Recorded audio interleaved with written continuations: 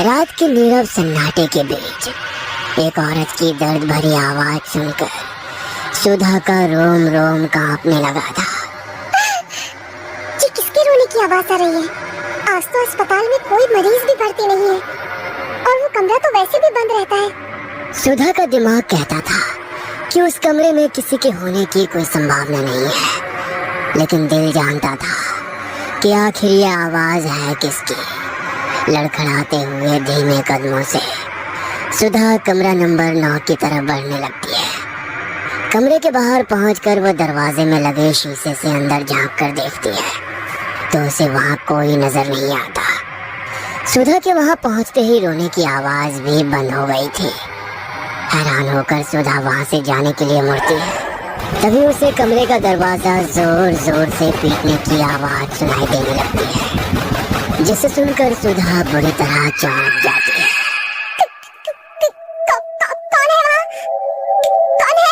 सुधा के पूछते ही एक बार फिर से किसी औरत के बुरी तरह से रोने चिल्लाने की आवाजें सुनाई देनी शुरू हो जाती है। एक तरफ दरवाजा पीटने की धमधम, दूसरी तरफ वो डरावनी रोती हुई स्त्री की आवाज। सुधा दौड़ते हुए डॉक्टर राघव के कैबिन की ओर जाने लगती है, लेकिन अचानक सुधा को महसूस होता है कि राघव के कैबिन के बाहर कोई औरत काला लबादा पहने खड़ी उसे ही घूर रही है। कौन हो तुम? क्या चाहिए तुम्हें? सुधा के पूछने पर उस औरत के सर से वो लबादा हट जाता है। सामने खड़ी हुई महिला का चेहरा इतना भयानक था कि उसे देखकर सुधा के मुंह से चीख निकल जाती है और वो हड़बड़ाकर जमीन पर गिरती है। उस औरत का चेहरा नहीं, राख की एक धुंधली आकृति थी जो सुधा के चीखते ही हवा में मिलकर वहां से गायब हो गई थी। सुधा की चीख सुनकर डॉक्टर राघव अपने कैबिन से बाहर आ जाते हैं। क्या हुआ सुधा, तुम्हें नीचे कैसे गिर पड़ी? डॉक्टर यहाँ कुछ था। अभी यहाँ कोई खड़ा हुआ था जो मेरे देखते ही देखते राख बनकर हवा में गायब हो गया। कमाल करती हो तुम। कौन होगा यहाँ? जानती हो ना, इस गांव के लोग अस्पताल में इलाज कराने नहीं आते। पिछले 10 दिनों से हम अकेले ही तो पूरी रात बिता रहे थे, फिर इतनी रात को कौन होगा यहाँ? सुधा की आंखों ने जो देखा वह चाह कर भी उसे भूल नहीं सकती थी। आप मेरी बात पर यकीन करिए डॉक्टर, यहाँ कोई था, मैंने अपनी आंखों से उसे देखा। अच्छा आप एक बात बताइए, आपने किसी औरत के रोने की आवाज नहीं सुनी? मैंने खुद अपने कानों से उसके रोने की आवाज सुनी और जब मैं कमरा नंबर 9 के पास गई तो वो आवाज अचानक से बंद हो गई। आसपास घना जंगल है, जरूर किसी जंगली जानवर के रोने की आवाज सुनी होगी तुमने। घबराओ नहीं, मुझे ऐसा लगता है तुम्हें आराम की जरूरत है। मैं ड्यूटी पर हूँ, कोई मरीज आएगा तो मैं अटेंड कर लूंगा, तुम चिंता मत करो। सुधा हॉस्पिटल से निकलकर कुछ ही दूर पर बने अपने कमरे की ओर जाने लगती है कि तभी उसे किसी के कदमों की आहट सुनाई देती है। सुधा पीछे मुड़कर देखती है, तभी एक तेज हवा का झोंका आता है और सुधा के खुले मुंह से काली राख उड़कर उसके मुंह में चली जाती है। हेलो मोटो।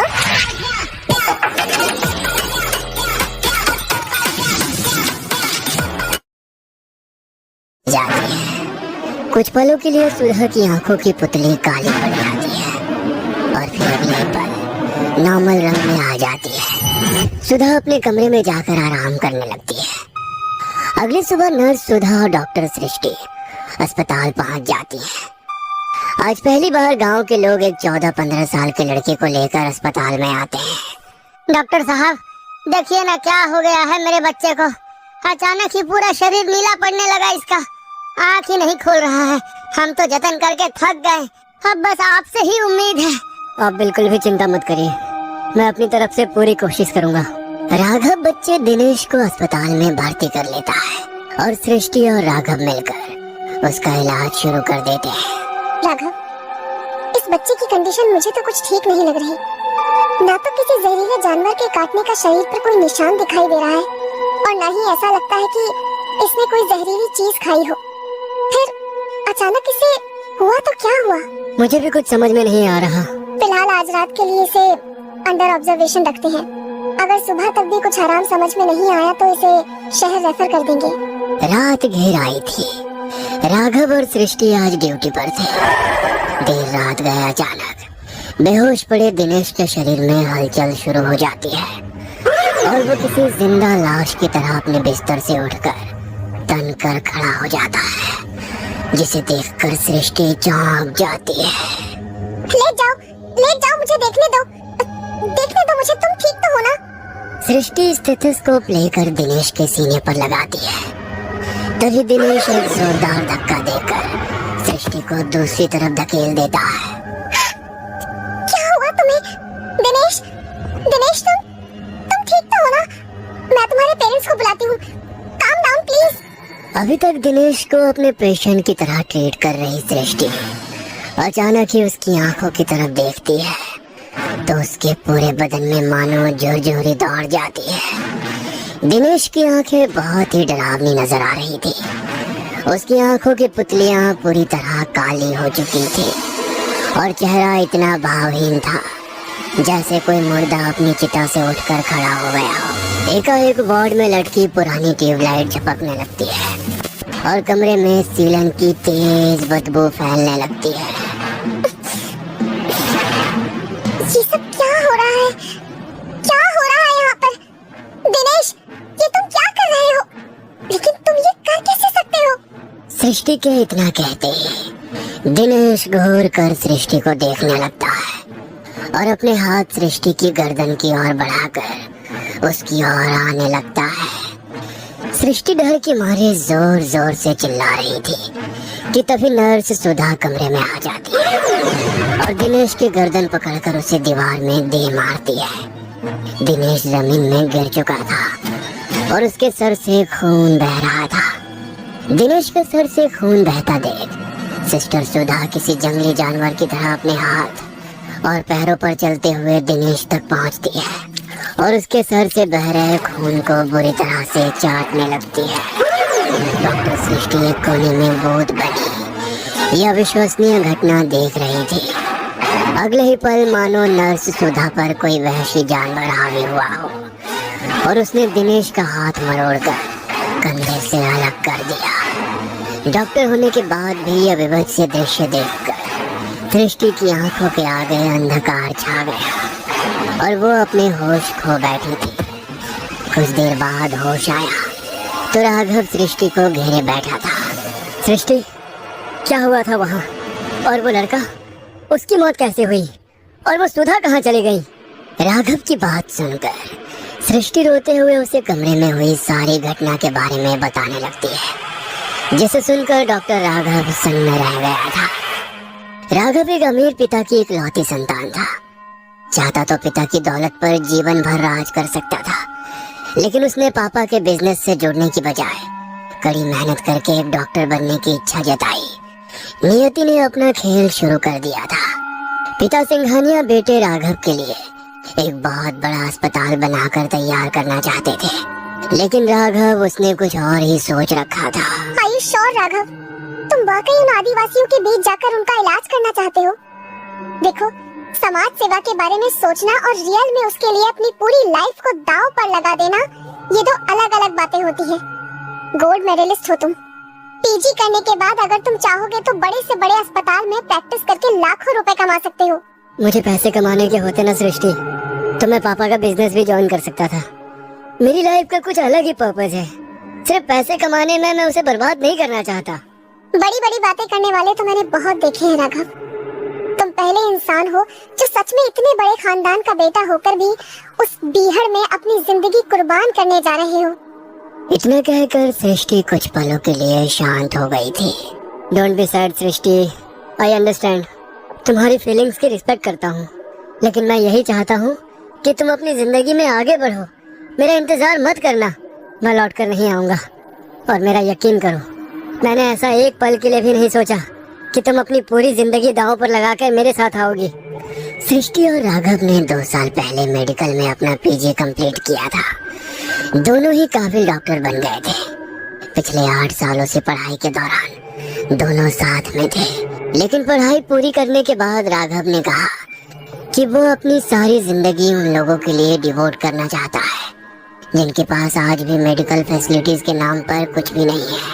तुम किसी भी गांव में जाकर सोशल सर्विस कर सकते हो, ये आदिवासी गांव ही क्यों? मैंने सुना है ये आदिवासी लोग बड़े खतरनाक होते हैं, इनकी अपनी कुछ प्रैक्टिस होती है और ये उसी पर भरोसा करते हैं। मैंने तो यहाँ तक सुना है कि ये लोग दवाइयाँ, हॉस्पिटल, इन सब चीजों में विश्वास ही नहीं करते। आज भी अपने पारंपरिक तरीकों से ही बीमार लोगों का इलाज करते हैं। मुझे तुम्हारी बहुत चिंता हो रही है राघव। पता नहीं वो लोग तुम्हें एक्सेप्ट कर भी पाएंगे या नहीं। तुम बिना बात की फिक्र कर रही हो। अरे ऐसा कुछ भी नहीं है, वहाँ पहले से ही एक हॉस्पिटल है, बस थोड़ा मेंटेन करवाना पड़ेगा, सब हो जाएगा, डोंट वरी। राघव सृष्टि से प्यार तो बहुत करता था, लेकिन वो जानता था उसे अगर अपने मकसद तक पहुंचना है तो इस इमोशनल कनेक्शन को यहीं तोड़ना होगा। सब कुछ छोड़ छाड़ कर राघव झारखंड की पहाड़ियों के बीच बने उस आदिवासी गांव में पहुंच गया था। कच्चे मकानों वाले ये छोटा सा गांव बड़े शहर से आए राघव को काफी अजीब नजर आ रहा था। कुछ देर तक गांव में घूमने के बाद उसे एक बूढ़े काका नजर आते हैं। अरे काका, मुझे राजकीय अस्पताल जाना है, जरा मदद कर देंगे क्या? राघव की बात सुनकर बूढ़ा आदमी राघव को ऊपर से नीचे तक घूर कर देखने लगता है। क्यों जा रहे हो वहाँ? अस्पताल नहीं, मुर्दा घर है वो। जो वहाँ जाता है मुर्दे से भी बुरी हालत हो जाती है उसकी। लौट जाओ, कभी मुड़ कर भी उसकी तरफ मत देखना। बड़े अजीब लोग रहते हैं यहाँ। मैंने बस अस्पताल का पता पूछा और ये ऐसे आपे से बाहर हो गए। ठीक है, अस्पताल का पता नहीं बताना मत बताओ, लेकिन ऐसे चीखने चिल्लाने का मतलब क्या है? सृष्टि ठीक कह रही थी, आदिवासी जगह है, यहाँ के लोगों को समझने में मुझे अभी काफी समय लगेगा। अस्पताल को मुर्दा घर कौन कहता है? हाँ? उस बुजुर्ग से मिलने के बाद राघव के मन में एक अजीब सी उथल पुथल मच गई थी। छोटा सा गांव था जो बिल्कुल वीरान और सुनसान दिखाई दे रहा था। कुछ देर बाद राघव एक पुरानी सी खंडहर नुमा बिल्डिंग के सामने खड़ा था, जहाँ टूटे फूटे बोर्ड पर राजकीय अस्पताल लिखा हुआ था। ओह थैंक गॉड, यही है अस्पताल। लेकिन इसकी हालत देखकर तो लगता है यहाँ कोई चिड़िया भी पिछले 10-20 साल से नहीं आई है। राघव ने देखा अस्पताल के दूसरी ओर एक सरकारी आवास भी बना हुआ है। राघव ने सरकारी मकान में जाकर अपना सामान रखा और थोड़ी साफ सफाई के बाद उसे रहने लायक बना लिया। कुछ दिनों की मेहनत के बाद अस्पताल से कुछ कमरे साफ सफाई करके इस्तेमाल लायक हो गए थे। एक दिन अस्पताल के बाहर एक गाड़ी आकर रुकती है, जिसमें डॉक्टर सृष्टि और नर्स सुधा दिखाई दे रहे थे। राघव, हम दोनों भी तुम्हारे इस मिशन में तुम्हारे साथ हैं। अस्पताल हम मिलकर चलाएंगे, लेकिन अभी भी मेरे मन में बार बार यही सवाल आता है कि आखिर इतनी दूर ये गांव में आकर ही क्यों तुमने अस्पताल बनाया? सृष्टि, कुछ सवाल इंसान को कभी चैन से जीने नहीं देते, और मैं यहाँ अपने मन में उमड़ रहे सवालों का जवाब पाने के लिए आया हूँ। बचपन से ही मुझे कुछ अजीबोगरीब सपने बेचैन करते थे। सपने इतने धुंधले थे कि साफ साफ कुछ समझ में नहीं आता था। धीरे धीरे जब मैं बड़ा होने लगा तो एक एक करके कुछ चीजें साफ दिखाई देने लगी, और उन सपनों में ही मैंने कुंदनगढ़ का राजकीय अस्पताल भी देखा। पिताजी से मैंने कई बार पूछा कि क्या मेरा कुंदनगढ़ से कोई संबंध है, तो उन्होंने हमेशा इनकार कर दिया। बस उन बिखरी कड़ियों को जोड़ने के लिए मैंने यहाँ आकर प्रैक्टिस करने का विचार बनाया। मैं खुद को यहाँ से बहुत जुड़ा हुआ सा महसूस कर रहा हूँ। इस हॉस्पिटल का हर कोना ऐसा लगता है जैसे मुझसे कुछ कहना चाहता है।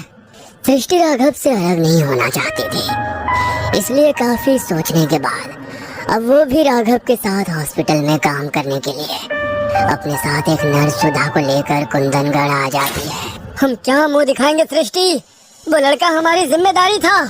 आदिवासी गांव है, पहले ही लोग हमारे इलाज करने के अंग्रेजी तरीकों पर भरोसा नहीं करते। ऐसे में अगर उन्हें पता लगा कि हमारे अस्पताल में हमारी नर्स के हाथों उनके बच्चे की मौत हो गई है, तो हम इस गांव से जिंदा लौट कर नहीं जाएंगे। मेरे पास एक आइडिया है, इस बच्चे की बॉडी को सील कर देते हैं और गांव वालों को यही बताएंगे कि शरीर में एक ऐसा इंफेक्शन है जिसे यदि किसी ने भी छुआ तो उसे भी यही खतरनाक बीमारी लग सकती है, और इस बीमारी के कारण ही दिनेश की मौत हुई। हो सकता है गांव वाले हमारी बात पर भरोसा कर लें। जैसा कि सृष्टि ने कहा था, डॉक्टर राघव गांव के मुखिया को दिनेश की बॉडी सौंपते हुए वही बातें दोहरा देता है। मुझे ऐसा लगता है डॉक्टर साहब ठीक कह रहे हैं। वाकई दिनेश की हालत सामान्य नहीं थी। अगर डॉक्टर साहब का कहना है कि दिनेश को किसी को भी नहीं छूना चाहिए, तो हमें उनकी बात माननी ही चाहिए। कोई भी दिनेश की लाश को नहीं छुएगा। ऐसे ही बक्से में बंद करके ही उसका अंतिम संस्कार कर देंगे। मैं नहीं चाहता कि कोई भी महामारी इस गांव में फैले। गांव वालों ने सृष्टि और राघव की बातों पर भरोसा कर लिया था। फिलहाल तो गांव के लोगों को पता नहीं लग पाया था कि नर्स सुधा ने उसकी जान ली है। लेकिन राघव और सृष्टि के सामने कई अनसुलझे सवाल खड़े हो गए थे। आखिर सुधा को क्या हुआ है? ऐसे अचानक उसने दिनेश को क्यों मार डाला? और अब वो गायब कहाँ हो गई है? आखिर क्या है इस अस्पताल का राज? क्या नर्स सुधा पर कोई शैतानी ताकत सवार हो गई है? क्या राघव और सृष्टि यहाँ से कभी निकल पाएंगे? जानने के लिए देखना ना भूलें अगला भाग।